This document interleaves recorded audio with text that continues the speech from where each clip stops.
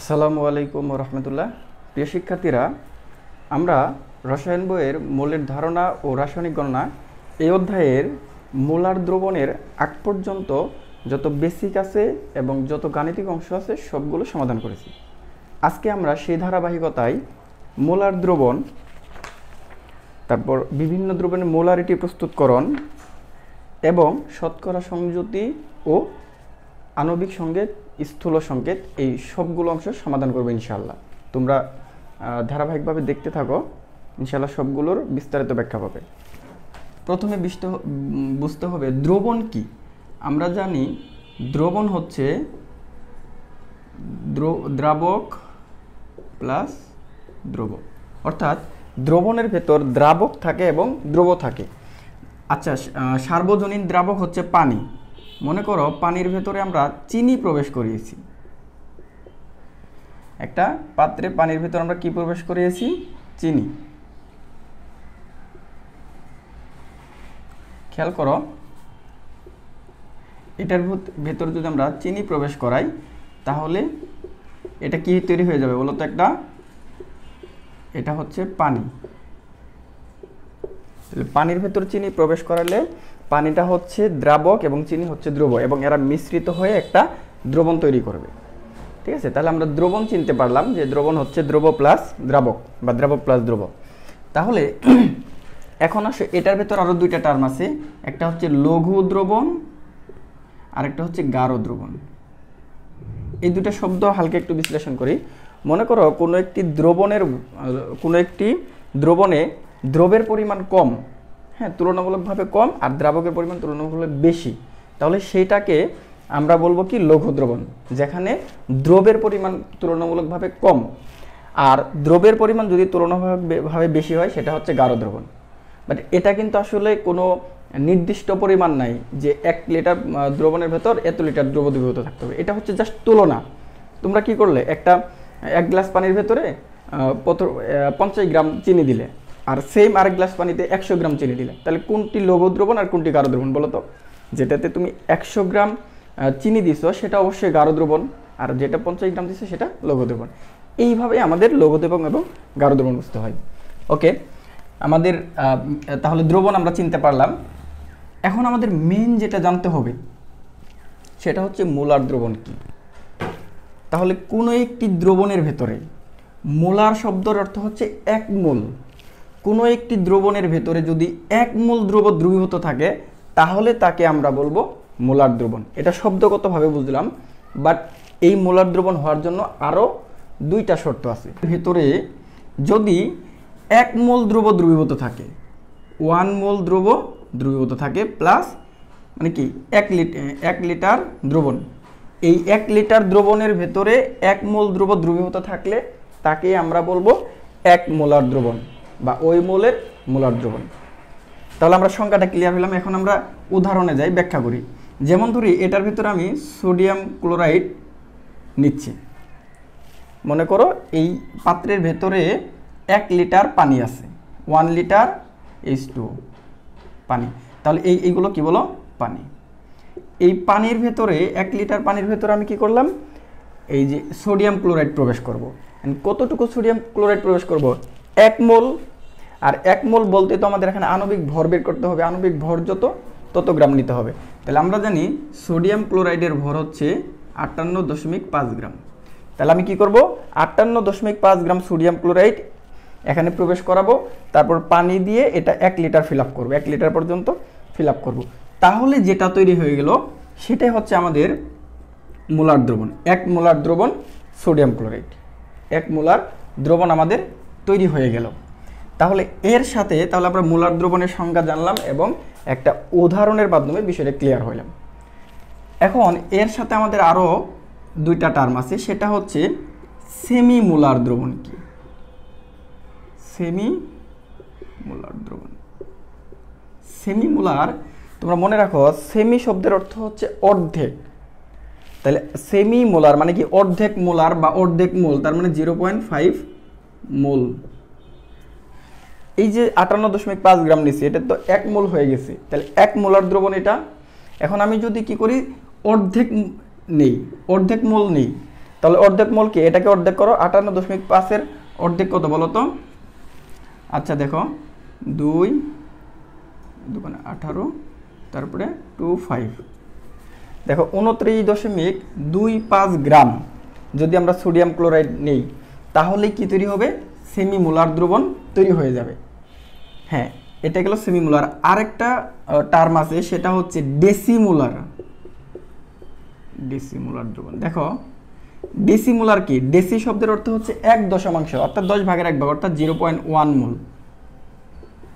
তাহলে যদি 0.1 মোল দ্রবীভূত থাকে এই 1 লিটার দ্রবণের মধ্যে, তাহলে তাকে আমরা বলবো ডেসিমোলার দ্রবণ। তোমাদের পরীক্ষাতে কিন্তু এগুলো খুব ক্রিটিক্যাল জিনিস, তোমাদের প্রত্যেকটা সময়কে আমি মূল্যায়ন করি, এজন্য আমি প্রত্যেকটা মুহূর্তে তোমাদেরকে ইনফরমেশন দিচ্ছি এবং বোঝানোর চেষ্টা করতেছি, কোনো মুহূর্ত তোমাদের নষ্ট হবে না ইনশাল্লাহ।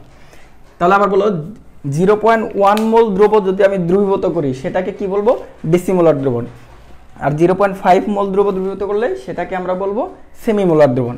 আর 1 মোলার তো আমরা জানি। তাহলে এই তিনটা জিনিস আমাদের কি হবে? ক্লিয়ার হইতে হবে। তাহলে এই যে যদি ডেসিমোলার নেও তাহলে কত গ্রাম নেবে বলো তো? এটাকে 10 দিয়ে ভাগ করতে হবে, তাহলে 5.85 গ্রাম নিতে হবে। অর্থাৎ 5.85 গ্রাম যদি সোডিয়াম ক্লোরাইড আমরা কি করি, এটার ভেতরে প্রবেশ করাই, তাহলে সেটা তৈরি হয়ে যাবে কি? আমাদের ডেসিমোলার দ্রবণ তৈরি হয়ে যাবে। আশা করি তোমরা এই মোলার দ্রবণটা ভালোভাবে বুঝতে পেরেছো। সেই সাথে এখানে আর একটা জিনিস একটু অ্যাড করে দেই। দুইটা শর্ত কি ছিল? একটা হচ্ছে 0 ডিগ্রি সেলসিয়াস তাপমাত্রা নিতে হবে, আর 1 লিটার। 0 ডিগ্রি না, এটা হচ্ছে একটা নির্দিষ্ট তাপমাত্রা।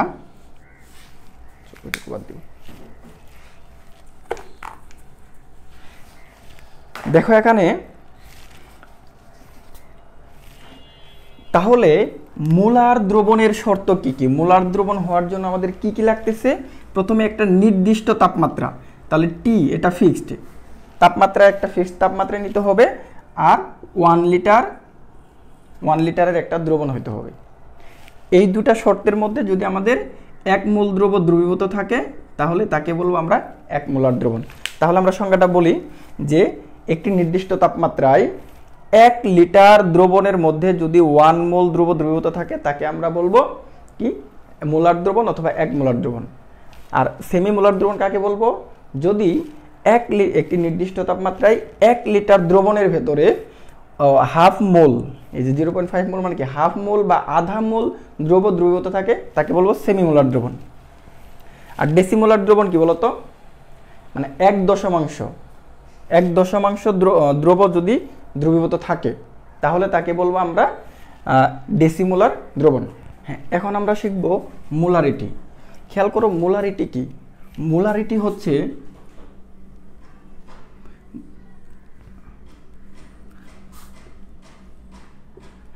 এটা হচ্ছে 1 লিটার অথবা 1000 মিলিলিটার। তাহলে এই 1 লিটার অথবা 1000 মিলিলিটার দ্রবণের মধ্যে যত মোল দ্রব দ্রবীভূত থাকে তাকেই বলা হয় তার মোলারিটি। মনে করো এটার মোলারিটি হচ্ছে S, আমরা ধরে নিলাম মোলারিটি হচ্ছে S, এবং এটাতে কি করব আমরা এখন? তোমাদের এখানে দেখো যে অঙ্কটা দেওয়া আছে, একটা সূত্র দেওয়া আছে, W সমান SVM/1000। আমরা কিন্তু অনেকে এই সূত্রটা কিভাবে আসলো সেটা জানি না। তাহলে আমরা এই সূত্রটা এখন প্রমাণ করব। দেখো কিভাবে প্রমাণ করি। আমরা প্রথমে খেয়াল করি 1 লিটার 1 লিটার অথবা 1000 মিলিলিটার দ্রবণে দ্রবীভূত দ্রবের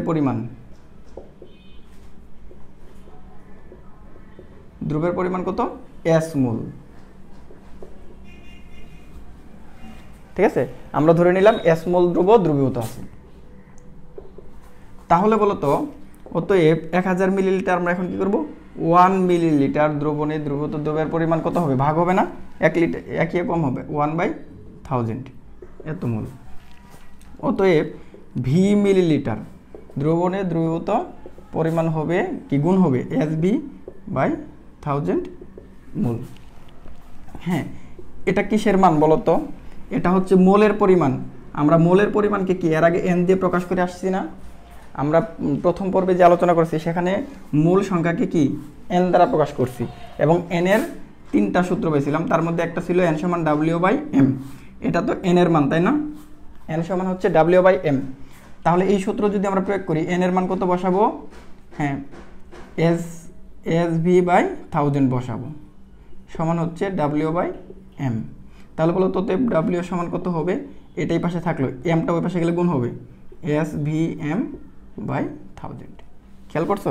তাহলে দ্রবের পরিমাণ w এর সূত্র কি SVM/1000। আমরা এই সূত্র দিয়ে মোলারিটিগুলো নির্ণয় করব। তাহলে কোনটার মান কি? w কি? w হচ্ছে দ্রবের ভর কত গ্রাম, s হচ্ছে দ্রবের মোলারিটি, v হচ্ছে আয়তন মিলিলিটার, m হচ্ছে আণবিক ভর। এটা আমরা আগে থেকে জানি। সুতরাং এই একটা সূত্র দিয়ে আমাদের অনেকগুলো সূত্র কি করতে হবে? সলভ করতে হবে অনেকগুলো অঙ্ক। সেখানে যে কয়েকটা অঙ্ক দেওয়া আছে আমরা কি করব? এই অঙ্কগুলো সলভ করব। দেখো, প্রথমে বলছি 250 মিলিলিটার আয়তনিক ফ্লাস্কে 0.2 মোলার সোডিয়াম ক্লোরাইড দ্রবণ কিভাবে প্রস্তুত করব। ওকে, আমরা বারবার বলতেছি এই সূত্র দিয়ে আমাদের অনেকগুলো অঙ্ক এই অধ্যায়ে করতে হবে। w সমান SVM/1000। হ্যাঁ, এটা এখানে সবসময় আমাদের আণবিক ভরটা বের করে নিতে হবে যদি দেওয়া না থাকে। এখানে কি কি দেওয়া আছে? 250 মিলিলিটার, এটা কিসের মান বলো তো? মিলিলিটার কি আয়তন না? তাহলে ভি হচ্ছে 250 মিলিলিটার, অবশ্যই এটা মিলিলিটারে রাখতে হবে, যদি দেওয়া না থাকে মিলিলিটারে রাখতে হবে। 0.2 মোলার, এটা কিসের মান? এস এর মান হচ্ছে 0.2 মোলার, MOLR মোলার। আর কি দেওয়া আছে? সোডিয়াম ক্লোরাইড দ্রবণ, তাহলে সোডিয়াম ক্লোরাইডের আণবিক ভর NaCl এর আণবিক ভর। হ্যাঁ, আণবিক ভর আমরা বের করতে পারবো না। সোডিয়ামের ভর কত ছিল বলো? 23, ক্লোরিনের ছিল 35.5 গ্রাম, সমান কত বের হবে যোগ করলে?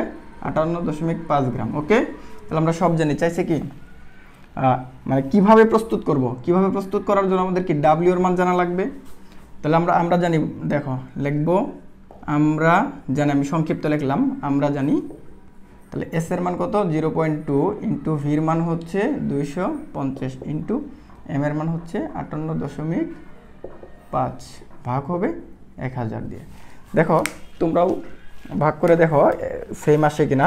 আমরা 0.2 ইন্টু 250 ইন্টু 58.5, এটাকে ভাগ দিব কত দ্বারা বলো? 1000 দ্বারা। হ্যাঁ, বের হয়েছে 2.925 গ্রাম, 2.925 গ্রাম। তাহলে এখন এটা আমরা কিভাবে প্রস্তুত করব? আমরা সেম কাজ করব, যে আমরা লিখব যে 250 মিলিলিটারের একটা আয়তনিক ফ্লাস্ক নিব। যে পরিমাণ আয়তন বলবো সেই পরিমাণের একটা আয়তনিক ফ্লাস্ক আমাদের প্রথমে নিতে হবে। নেওয়ার পর এখানে কি করব? আমরা এই যে দ্রবের পরিমাণ পাইছি w এর মান কত? 2.925 গ্রাম কি নিব? সোডিয়াম ক্লোরাইড প্রবেশ করাবো এটার ভিতরে। প্রবেশ করিয়ে একটু পানি দিয়ে এটাকে ভালোভাবে ঝেঁকে নেব, যাতে এটা একটা দ্রবণ তৈরি হয়। এই ঝেঁকে নেওয়ার পরে আমাদের কি করতে হবে জানো? পানি প্রবেশ করিয়ে করিয়ে এটা 250 মিলিলিটার এই দাগ পর্যন্ত পুরোটাই ফিল আপ করতে হবে। তাহলে আমাদের তৈরি হয়ে যাবে কি 0.2 মোলার সোডিয়াম ক্লোরাইড দ্রবণ। তাহলে দ্রবণ প্রস্তুত করার জন্য জাস্ট দ্রবের ভরটা আমাদের জানা লাগবে। ভর জানা থাকলে সেই পরিমাণ ভর আমরা প্রবেশ করাবো, করিয়ে একটু পানি দিয়ে ঝেঁকে দ্রবণ তৈরি করে যত মিলিলিটার আয়তন বলবে সেই মিলিলিটার পর্যন্ত আমাদের ফিল আপ করলেই হয়ে যাবে। ঠিক আছে, এই অঙ্কটা আমাদের সলভ হয়ে গেল, গাণিতিক অংশ। এখন পরবর্তী সমস্যা 2 দেখো কি লেখা আছে। হ্যাঁ, সূত্র এটা থাকবেই, শুধু এখানে চেঞ্জ হবে। 2 লিটার 0.1 মোলার সোডিয়াম কার্বনেট দ্রবণের মধ্যে কি পরিমাণই আছে। দেখো এটা চেঞ্জ হয়ে যাবে।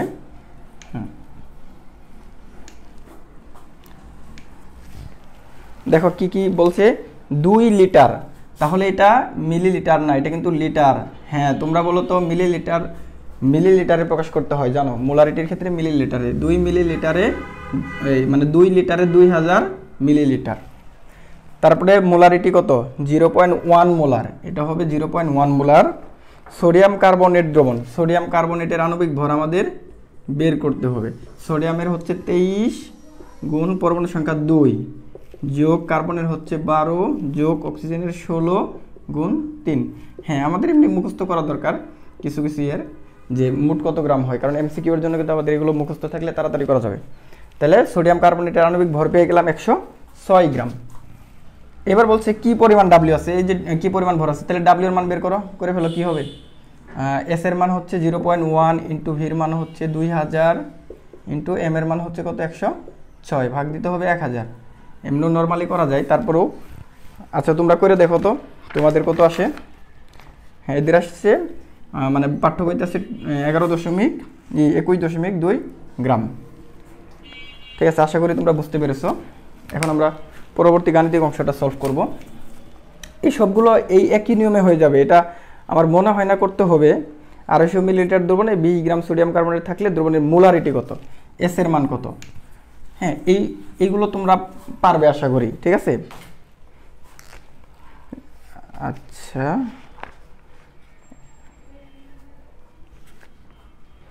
আচ্ছা তারপরে আমি করে দিচ্ছি। দেখো এখন আমরা পরের অঙ্কটা সলভ করব। এখানে লেখা আছে 250 মিলিলিটার, তাহলে এটা কিসের মান বলো তো, ভির মান। ভির হচ্ছে 250 ml মিলিলিটার, 20 গ্রাম এটা কিসের মান, ডাব্লিউ 20 গ্রাম। সোডিয়াম কার্বনেট থাকলে সোডিয়াম কার্বনেট দ্রবণের মোলারিটি কত। আচ্ছা, সোডিয়াম কার্বনেট এর আণবিক ভর এম সমান কত বের করছিলাম বলো, 106 গ্রাম। আমরা জানি, এই জন্য ডিরেক্টলি লিখে ফেললাম। চাইছে মোলারিটিকে এস দ্বারা প্রকাশ করা হয়। ওকে, তাহলে আমরা জানি, আবার লিখবো। এটা লেখার পরে বলো তো এস সমান কি হবে, খেয়াল করো। এসটা এখানে থাকলো, মনে করো এস লিখলাম, এই 1000 ওই পাশে যা গুণ হবে, তাহলে ডাব্লিউ ইন্টু 1000 ভাগ হবে ভি এম দ্বারা। তাহলে এস এর সূত্র হলো W into 1000 by V M. W এর মান কত বলো, 20 গুণ 1000। ভির মান হচ্ছে 250, এম এর মান হচ্ছে কত, 106। দেখো পাঠ্য বইতে বের হয়ে আসছে এটা 0.75 মোলার। তোমাদের দেখো কত বের হয়, 0.75 মোলার। হ্যাঁ, এটা আমাদের হয়ে গেছে। তারপরও প্রায় সেম অঙ্ক আছে। হ্যাঁ, এটা আমি করলাম না, এটার মতোই। এটা জাস্ট ভির মান বের করতে বলছে পরের অঙ্ক, এই জন্য এটা তোমরা সলভ করো। তারপরে যে অঙ্কটা দেওয়া আছে, তুমি কিভাবে 200 মিলিলিটার সেমি মোলার দ্রবণ তৈরি করবে। হ্যাঁ, এটা একটু দেখা দিতে হবে আমাদের।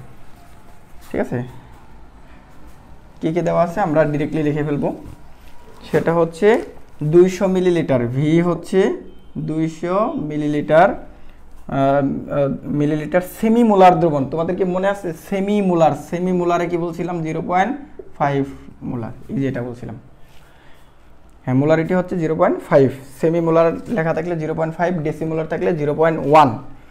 সোডিয়াম কার্বনেট, হ্যাঁ সোডিয়াম কার্বনেটের আণবিক ভর কত বলো, 106। তাহলে এটার আণবিক ভর হচ্ছে 106 গ্রাম। কীভাবে প্রস্তুত করবে, ডাব্লিউর মান দরকার আমাদের। হ্যাঁ, আমরা সেমভাবে করে আসব। তাহলে ভি হচ্ছে 200, আর তারপরে এস হচ্ছে কত, 0.5। হ্যাঁ, 0.5 ইন্টু 200 ইন্টু এম এর মান কত, 106, ভাগ দিতে হবে 1000 দ্বারা। দেখো বের হয়ে আসবে কত, 10.6 গ্রাম। হ্যাঁ, তাহলে আমরা কিভাবে প্রস্তুত করব, আমরা যে কিছু প্রথম অঙ্কটা করেছিলাম গাণিতিক অংশ, সেটার মধ্যে আছে যে প্রথমে আমরা কি করব, 200 মিলিলিটারের একটা আয়তনিক ফ্লাস্ক নিব। সেই ফ্লাস্কে আমাদের 10.6 গ্রাম সোডিয়াম কার্বনেট প্রবেশ করাবো, করিয়ে একটু পানি দিয়ে ভালোভাবে ঝেঁকে সেটাতে এই 200 মিলিলিটার পর্যন্ত পানি প্রবেশ করাবো। তাহলে আমাদের তৈরি হয়ে যাবে 200 মিলিলিটার সেমিমোলার সোডিয়াম কার্বনেট দ্রবণ। আশা করি এটা তোমরা বুঝতে পেরেছো। এখন আমাদের গুরুত্বপূর্ণ একটা বিষয় নিয়ে কাজ করতে হবে, সেটা হচ্ছে শতকরা সংযুতি।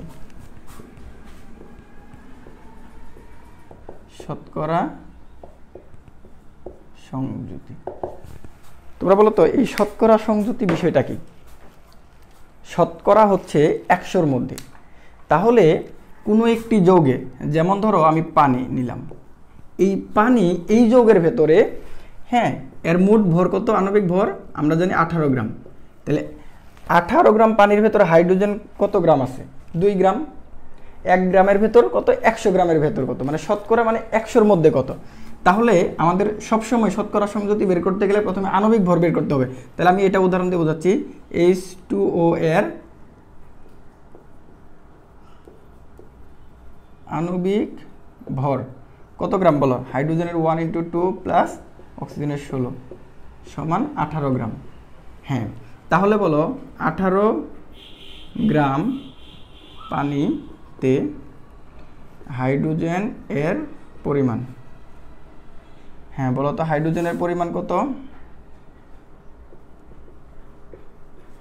হাইড্রোজেনের পরিমাণ টোটাল কত? 2 গ্রাম না? তাহলে 18 গ্রাম পানিতে হাইড্রোজেনের পরিমাণ 2 গ্রাম। অতএব 1 গ্রাম পানিতে, মানে পানি ওটা লিখি, পানিতে হাইড্রোজেনের পরিমাণ কত হবে বলো তো? 1 গ্রামে কম হবে, তাহলে ভাগ হবে 2/18। অতএব 100 গ্রাম পানিতে হ্যাঁ হাইড্রোজেন এর পরিমাণ কি হবে? গুণ হবে। বেশি হলে কি হবে? গুণ হবে। দেখো কত বের হয়।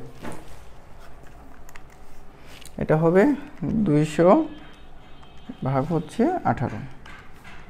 দেখো 11.11 আসছে। তাহলে আচ্ছা নিচে লিখি 11.11 এত। তাহলে এই যে 11.11 আসছে, এটা কি শতকরা পরিমাণ না? তার মানে 100 গ্রামের ভেতর হাইড্রোজেন থাকবে কত গ্রাম? 11.11 গ্রাম। অতএব হাইড্রোজেন এর শতকরা পরিমাণ কত? শতকরা সংযুতি কত বলো? হ্যাঁ 11.11%। আচ্ছা 100-র মধ্যে 11.11 যদি হাইড্রোজেন হয় তাহলে বলো তো অক্সিজেন কত? অতএব অক্সিজেন এর পরিমাণ, আমরা কিন্তু যদি দুইটা মানে মৌল দিয়ে একটা যৌগ গঠিত হয় তাহলে কি করব? ওই একটার পরিমাণ বের হলে আরেকটা কি করব? 100 থেকে বাদ দিয়ে দিব। তাহলে 100 - 11.11% সমান 88.89% বের হবে। মাইনাস করলে 88.89% বের হবে। তাহলে আমরা এইভাবেও বের করতে পারি, আবার এই যে ঐকিক নিয়ম করলাম সেই ঐকিক নিয়মেও বের করতে পারি। মানে হাইড্রোজেনের পরিমাণ ঐকিক নিয়মে করছি, এইভাবে অক্সিজেনের পরিমাণও কি ঐকিক নিয়মে করতে পারবো। যদি ঐকিক নিয়ম না করে সহজ করে করি তাহলে অক্সিজেনের পরিমাণ বের হবে এত %। তাহলে আশা করি হ্যাঁ তোমরা এইভাবে শতকরা সংযুতি বের করতে পারবে। তাহলে এখন আমাকে আবার বলো তো শতকরা সংযুতি বের করার জন্য কি করতে হয়? এক নম্বরে করতে হয় আমাদের আণবিক ভর বের করতে হবে। তারপর জাস্ট আমরা ঐকিক নিয়মে করতে পারবো, অথবা ছোট্ট একটা ফর্মুলা ইউজ করব। আমি ফর্মুলাটা দেখাচ্ছি। ফর্মুলা দেখার আগে আমি তোমাদেরকে বলতেছি সালফিউরিক অ্যাসিড H2SO4 এটার উদাহরণ দিয়ে তোমাদেরকে বোঝাচ্ছি। সালফিউরিক অ্যাসিড এ হ্যাঁ হাইড্রোজেন এর শতকরা সংযুতি।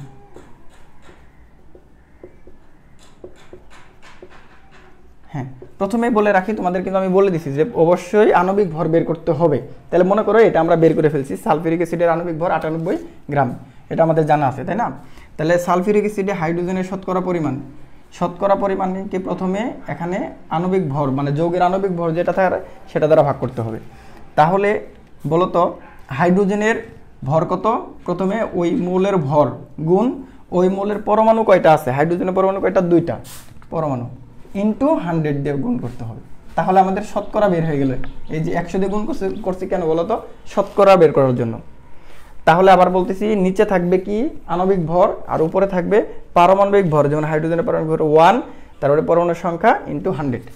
তাহলে এইটাকে যদি ক্যালকুলেটরে করো তাহলে কত আসবে বলো? 200 ভাগ 98 চলে আসছে 2.04। তাহলে 2.04%। এটা হাইড্রোজেনের শতকরা সংযুতি। সেমভাবে বলতো এই সালফারের শতকরা সংযুতি কত বের হবে? সালফার এর শতকরা সংযুতি তোমরা বাংলা লিখে নিও। সালফারের শতকরা সংযুতি খেয়াল করো। প্রথমে আমাদের বুঝতে হবে সালফারের পারমাণবিক ভর কত? 32 গুণ পরমাণুর সংখ্যা কয়টা? এখানে একটা, ইন্টু 100 দিয়ে গুণ করতে হয়, ভাগ হচ্ছে আমাদের 98 শেষে %। তাহলে এটার বের হবে, সালফারের বের হবে কত? 32.65%। হ্যাঁ তার এইভাবে বলো অক্সিজেন এর শতকরা সংযুতি। খেয়াল করো অক্সিজেনের ভর আমরা জানি পারমাণবিক ভর হচ্ছে 16 গুণ কয়টা আছে অক্সিজেন? 4টা, গুণ 100 ভাগ হচ্ছে 98 শেষে % দিব। তাহলে আমাদের এটা বের হয়ে যাবে 65.30%। তাহলে আমাদের এইভাবে সবগুলো যৌগের শতকরা সংযুতি বের করব। তাহলে দেখো অ্যালুমিনিয়াম সালফেট, হ্যাঁ এটা তোমাদের একটু প্রবলেম হতে পারে, এর জন্য আমি তোমাদের কি করতেছি এটারও আণবিক শতকরা সংযুতিগুলো বের করে দিচ্ছি। খেয়াল করো, এই অ্যালুমিনিয়াম সালফেট যৌগে তোমাদের শতকরা সংযুতিতে প্রবলেম হতে পারে, এই জন্য আমি তোমাদেরকে দেখাচ্ছি। হ্যাঁ অ্যালুমিনিয়াম সালফেট মানে অ্যালুমিনিয়াম সালফেট যৌগে, হ্যাঁ প্রথমে আসি অ্যালুমিনিয়াম এর শতকরা সংযুতি। আবার বলো অ্যালুমিনিয়াম সালফেট এর আমরা আণবিক ভর বের করব 342 বের হবে, 342 গ্রাম। তোমরা যারা আণবিক ভর বের করতে পারো না তারা কিন্তু প্রথম পর্ব দেখলে এই যৌগের আণবিক ভর ইজিলি বের করতে পারবে, কারণ সেখানে আমাদের শেখানো আছে কিভাবে বের করতে হয়। তাহলে আণবিক ভর দ্বারা ভাগ করলাম। অ্যালুমিনিয়ামের ভর কত বলো তো? 27 গুণ কয়টা অ্যালুমিনিয়াম আছে এখানে? 2টা, গুণ শতকরার জন্য 100, শেষে পার্সেন্ট। এবার তোমরা যদি ক্যালকুলেটারে ভাগ করো তাহলে বের হবে 15.78%। এটা অ্যালুমিনিয়ামের বের হয়ে গেল। সেমভাবে বলো তো সালফার এর শতকরা সংযুতি। হ্যাঁ খেয়াল করো সালফার কয়টা আছে? সালফার হচ্ছে এই যে দেখো তিনটা সালফার আছে। সালফারের ভর কত বলো? সালফার হচ্ছে কয় নাম্বার বলো? 16 দোকানে 32, ভর হচ্ছে 32। তারপরে কয়টা সালফার বলছি? 3টা, এই যে এখানে 3 × 100 ভাগ হচ্ছে 342 ইন্টু পার্সেন্ট, ইন্টু দেওয়ার দরকার নেই, পার্সেন্ট দিব। তাহলে এটার বের হয়ে যাবে কত? 28.07%। এটার বের হয়ে গেলে এখন বাকি থাকলো কি? অক্সিজেন এর শতকরা সংযুতি। অক্সিজেনের কত দেখো, খেয়াল করো 3 × 4 = 12। তাহলে প্রথমে অক্সিজেনের ভর হচ্ছে কত? 16 গুণ কয়টা পরমাণু আছে? 12টা, গুণ 100 ভাগ হচ্ছে 342 আর এখানে পার্সেন্ট। তাহলে এটার বের হয়ে যাবে 56.14%। তাহলে আশা করি তোমরা শতকরা সংযুতি বের করতে পারবে। তাহলে শতকরা সংযুতির জন্য আমরা কিভাবে বের করব? প্রথমে আমাদের আণবিক ভর বের করতে হবে এবং সেই আণবিক ভর দ্বারা ভাগ করতে হবে ওই পরমাণুর পারমাণবিক ভর গুণ পরমাণুর সংখ্যা ইন্টু 100, পরে পার্সেন্ট দিব।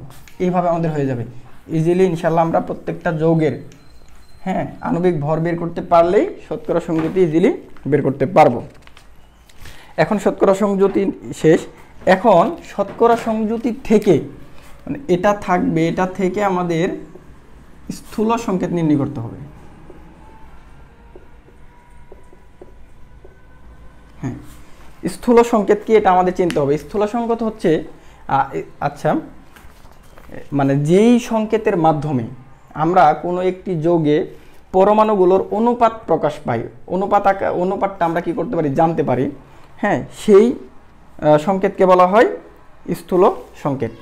তাহলে যে সংকেত থেকে পরমাণুগুলোর পারমাণবিক সংখ্যা অনুপাত আকারে বিদ্যমান থাকে তাকে বলা হয় স্থূল সংকেত। দেখো আমরা শতকরা সংযুতি থেকে স্থূল সংকেত নির্ণয় করা শিখব। তো তার পূর্বে আমাদের জানতে হবে যে এর জন্য কি কি ধাপ অনুসরণ করতে হবে। শতকরা সংযুতি বের করার জন্য কি কি ধাপ অনুসরণ করতে হবে? 1 নাম্বার, যেই শতকরা সংযুতি দেওয়া থাকবে সেই শতকরা সংযুতিকে নিজ নিজ পারমাণবিক ভর দ্বারা ভাগ করব। নিজ নিজ পারমাণবিক ভর দিয়ে ভাগ করতে হবে। এটা হচ্ছে 1 নাম্বার কাজ। মানে যেই পরমাণু থাকবে তাদের পারমাণবিক ভর দিয়ে ভাগ করতে হবে। এরপরে যে এই ভাগফলগুলোর যে ক্ষুদ্রতম সংখ্যা বের হবে, এই ক্ষুদ্রতম সংখ্যা দিয়ে ভাগ। তারপর আমি সহজ করে লিখতেছি ক্ষুদ্রতম সংখ্যা দিয়ে ভাগ করতে হবে। ভাগ এটাই। তাহলে ক্ষুদ্রতম সংখ্যা দিয়ে ভাগ করলে আমাদের যেই সংখ্যাগুলো বের হবে সেইগুলোকে আমরা কি করব? প্রত্যেকটা পরমাণুর মানে মৌলের পাশে লিখে দেব, তাই হয়ে যাবে। এই দুইটাই মেন। দেখো কিভাবে আমরা সলভ করি। এরপরে যেটা করতে হবে সেটা তো আমরা ইজিলি জানি যে যদি দশমিক থাকে সেগুলোকে পূর্ণ সংখ্যায় রূপান্তর করব, ওগুলো আমাদের ইজিলি হয়ে যাবে। কিন্তু এই দুটা মেন। এক্সাম্পল দেখো কার্বনের শতকরা সংযুতি দেওয়া আছে 92.31% এবং হাইড্রোজেনের শতকরা হচ্ছে 7.69%। এই দুইটা শতকরা সংযুতি দেওয়া আছে, এটা দিয়ে আমাদের কি করতে হবে? স্থূল সংকেত বের করতে হবে। তাহলে বলো এই শতকরা সংযুতিকে প্রথমে কি দিয়ে ভাগ করা হয়? নিজ নিজ পারমাণবিক ভর দিয়ে ভাগ করাই। তাহলে লিখবো কি? নিজ পারমাণবিক ভর দ্বারা ভাগ করে পাই। পারমাণবিক ভর দিয়ে ভাগ করে পাই। হ্যাঁ, পারমাণবিক ভর দ্বারা ভাগ করো।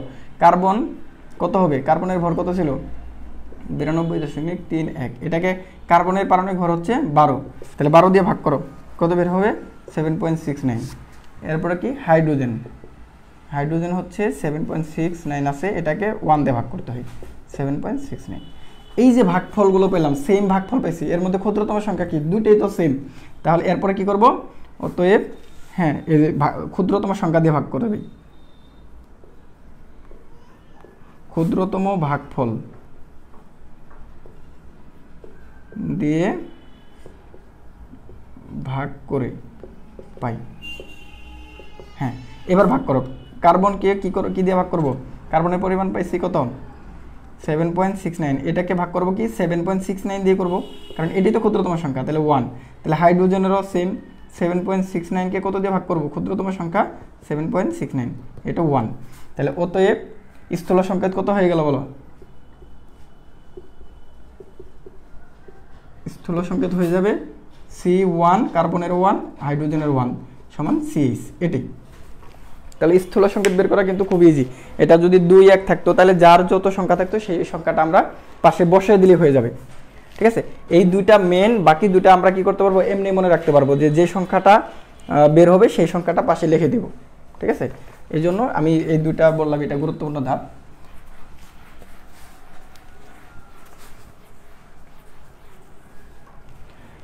তারপরে আসো, আরেকটা যৌগ দেওয়া আছে, সেই যৌগে আমাদের শতকরা সংযুক্তি দেওয়া আছে। শতকরা সংযুক্তি হচ্ছে হাইড্রোজেনের হচ্ছে দেখো 2.04%, আর এস হচ্ছে 32.65%। হ্যাঁ, গণনা। আর হচ্ছে কি অক্সিজেন, অক্সিজেন হচ্ছে 65.30%। এখানে আবার একটা জিনিস তোমাদের মনে রাখতে হবে, সেটা কি জানো? যদি এই যে 3টা মৌল আছে, তাই না, কোনো একটি মৌলের শতকরা সংযুক্তি দেওয়া নাই আর বাকি দুইটা দেওয়া আছে, তাহলে কিন্তু আমাদের কি করতে হবে? তখন করতে হবে কি? দেখো, মনে করো এইটার দেওয়া নেই, এই দুইটার দেওয়া আছে, তখন আমাদের করতে হয় কি জানো? যে 100 থেকে মাইনাস করতে হয়। তখন অক্সিজেনের শতকরা পরিমাণ বের হবে কিভাবে জানো? এই যে 100, হ্যাঁ, মাইনাস করতে হবে এই দুটো যোগ করে, যেমন 2.04 প্লাস 32.65। হ্যাঁ, এটা মাইনাস করে দেখি কত বের হয়। দেখো, মাইনাস করলে কিন্তু আমাদের ওইটাই আসার কথা, 100, তারপর মাইনাস, হ্যাঁ, 2.04 মাইনাস 32.65। হ্যাঁ, দেখো ইজিলি সেটা চলে আসছে। তাহলে আমাদের কি করতে হবে? আমরা এইভাবেও বের করতে পারবো যদি পরীক্ষাতে দেওয়া না থাকে। আচ্ছা, এটা বিভিন্ন বোর্ড পরীক্ষা এইভাবে থাকে, এই জন্য তোমাদেরকে এখানে বোঝাই দিলাম। তাহলে আবার বলো, প্রথমে কি করব? নিজ পারমাণবিক ভর দ্বারা ভাগ করব। তাহলে পারমাণবিক ভর দ্বারা ভাগ করলে কি হবে? 2.04, এটাকে ভাগ দিতে হবে 1 দ্বারা, কারণ হাইড্রোজেনের ভর হচ্ছে 1। তারপরে বলো সালফারের কত হবে? 32.65। হ্যাঁ, সালফারের ভরও কত? 32। তাহলে 32 দ্বারা ভাগ দিলে কত হয় দেখো, এখানে যেহেতু দেওয়া আছে আমি ওইভাবে আপাতত লিখি। তারপরে বলো অক্সিজেনের কত? 65.30। অক্সিজেনের ভর হচ্ছে কত? 16। হ্যাঁ, 16 দ্বারা ভাগ দিলে পাবো 4.08। এই যে বলো, এবার এদের মধ্যে ক্ষুদ্রতম সংখ্যা কোনটা বলো তো? ক্ষুদ্রতম ভাগফল হচ্ছে 1.02। তাহলে এবার ক্ষুদ্রতম ভাগফল দ্বারা ভাগ করব। তাহলে এখানে লিখব কি? যে ক্ষুদ্রতম ভাগফল দ্বারা ভাগ করে পাই। বাংলা লিখব ক্ষুদ্রতম ভাগফল দ্বারা ভাগ করে পাই। তাহলে হাইড্রোজেন তখন কত হবে বলো? হাইড্রোজেনের ছিল 2.04, এটাকে ভাগ দিতে হবে কত? 1.02 দ্বারা, 1.02। হ্যাঁ, ভাগ করলে 2 আসবে। তারপরে বলো সালফারের কত? 1.02, এটাকে 1.02 দিয়ে ভাগ করতে হবে, 1। আর বলো, এবার বলো অক্সিজেনের কত হবে? 4.08, এটাকে 1.02 দ্বারা ভাগ করলে 4 বার পাবে। তাহলে স্থূল সংকেত কত হবে দেখো? স্থূল সংকেত দেখো, হাইড্রোজেনের কত? 2, সালফারের কত? 1, অক্সিজেনের কত? 4। হ্যাঁ, 1 কি লেখা লাগে বলো তো? 1 তো লিখতে হয় না, তাহলে H2SO4। দেখছো, আমাদের বের হয়ে গেল সালফিউরিক অ্যাসিডের শতকরা সংযুতি। তাহলে এইভাবে আরেকটা দেওয়া আছে, এটা তোমরা নিজেরা পারবে, অনেক ছোট এবং সহজ, সুতরাং এটা আমরা করলাম না। এখন আমরা শতকরা সমঝোতি থেকে আণবিক সংকেত নির্ণয় কিভাবে করতে হয় সেটা শিখব। দেখো, আমরা কিন্তু শতকরা সমঝোতি থেকে স্থূল সংকেত নির্ণয় করা শিখেছি। একটা উদাহরণ দেখো, মনে করো কোনো একটি যৌগের কার্বনের পরিমাণ হচ্ছে 92.331%।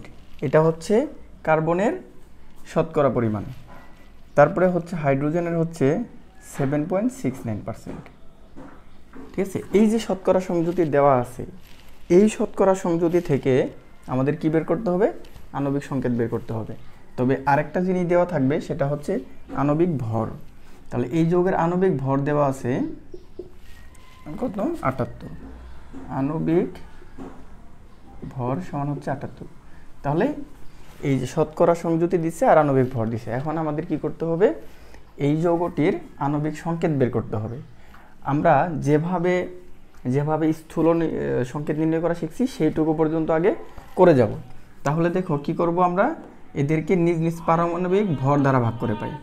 তাহলে নিজ নিজ পারমাণবিক ভর দ্বারা ভাগ করে পাই।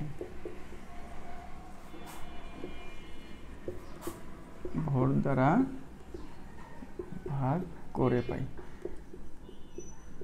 হ্যাঁ, তাহলে বলো কার্বনকে কত দিয়ে ভাগ করব? কার্বনের পারমাণবিক ভর কত? 12 সমান 12 দিয়ে যদি কার্বনকে ভাগ করা হয় তাহলে বের হবে 7.69। এবং হাইড্রোজেনের পারমাণবিক ভর কত? 1। তাহলে 7.69কে 1 দিয়ে ভাগ দিলে 7.69। হ্যাঁ, এরপরে দ্বিতীয় ধাপে কি ছিল? এর মধ্যে ক্ষুদ্রতম সংখ্যা দিয়ে আবার ভাগ করতে হবে। তাহলে ক্ষুদ্রতম ভাগফল দ্বারা ভাগ করে পাই। ক্ষুদ্রতম ভাগফল দ্বারা ভাগ করে পাই। হ্যাঁ, ক্ষুদ্রতম ভাগফল দেখো দুটো কিন্তু 7.69। তাহলে কার্বনের ক্ষেত্রেও 7.69 দ্বারা ভাগ করব, 1 বের হবে। এবং হাইড্রোজেনেরও সেম, সেটা কি 7.69 বা 7.69, এটাও কি বের হবে? 1। তাহলে দুটাই কি বের হয়ে যাচ্ছে? 1 বের হয়ে যাচ্ছে। অতএব স্থূল সংকেত।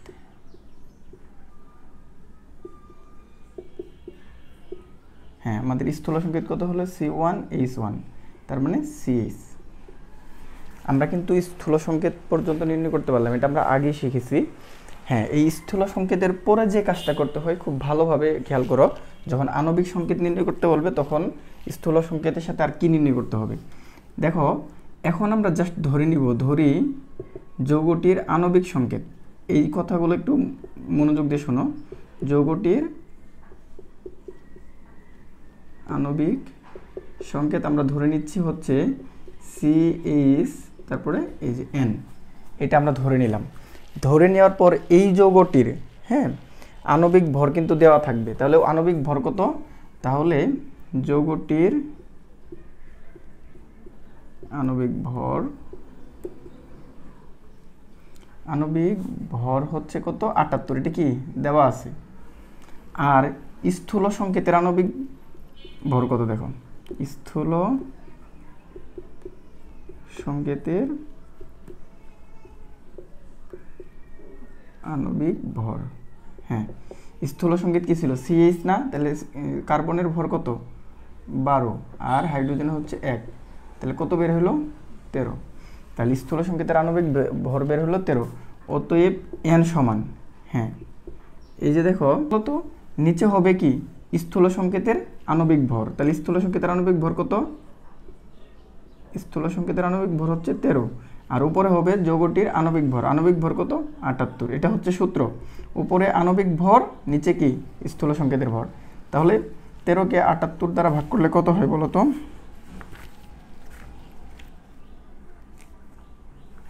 6 বের হয়। তাহলে আমাদের n এর মান বের হয়ে গেল কি? 6। তাহলে 6 বের হয়ে গেলে আমাদের অতএব, আচ্ছা এখানে 6 লিখতেছি। হ্যাঁ, অতএব আণবিক সংকেত।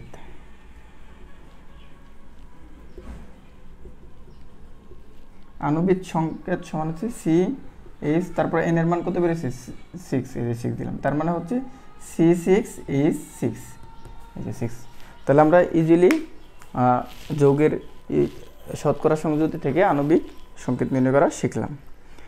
এখানে আরেকটা বিষয় দেওয়া আছে যে আণবিক সংকেত থেকে স্থূল সংকেত নির্ণয়।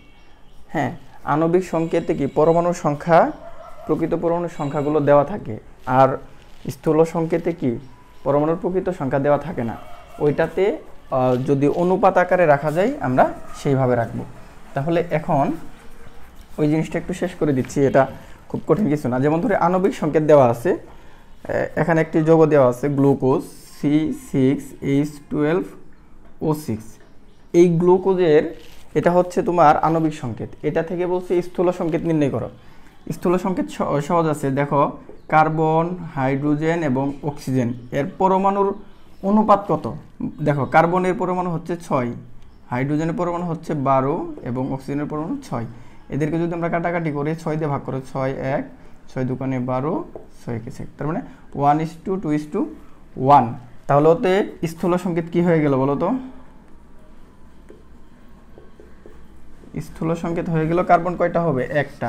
হাইড্রোজেন কয়টা হবে? দুইটা। আর অক্সিজেন কয়টা হবে? একটা। এটাই আমাদের কি স্থূল সংকেত নির্ণয় করা হয়ে গেল। আশা করি তোমরা শতকরা সংযুতি থেকে আণবিক সংকেত এবং স্থূল সংকেত নির্ণয় করতে পারবে ইনশাল্লাহ। সুতরাং তোমাদের যদি এই ভিডিওটি ভালো লেগে থাকে তাহলে অবশ্যই চ্যানেলটি সাবস্ক্রাইব করো আর তোমাদের বন্ধুদের সাথে শেয়ার করো, যাতে তারাও এই ভিডিও দেখে উপকৃত হতে পারে। আর তোমরা যারা এবার অন্তত এসএসসি 26 ব্যাচ আছো, তোমাদের জন্য প্রায় প্রত্যেকটি অধ্যায় ইনশাল্লাহ আলোচনা করা হবে। তোমরা যাতে 90 আপ নাম্বার পাও, অ্যাটলিস্ট 90 আপ নাম্বার পাও, সেই জন্য আমরা তোমাদেরকে এইভাবে সহজ করে শেখাবো এবং বোর্ড কোশ্চেনগুলো সলভ করব। ঠিক আছে।